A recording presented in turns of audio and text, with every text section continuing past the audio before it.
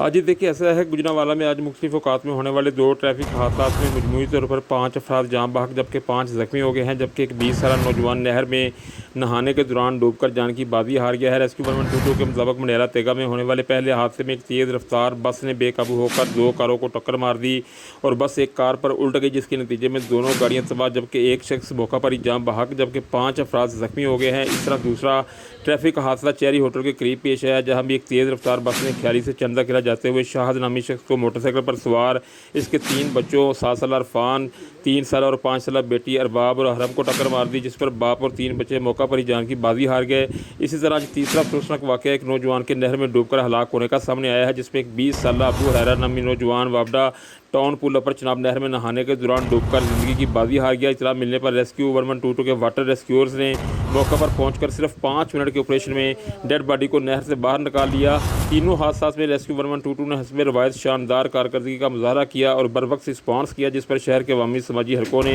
Rescue 1122 को भरपूर खराज तहसीन पेश किया है और इनके लिए अपनी नेक तमन्नाओं का इजहार किया है।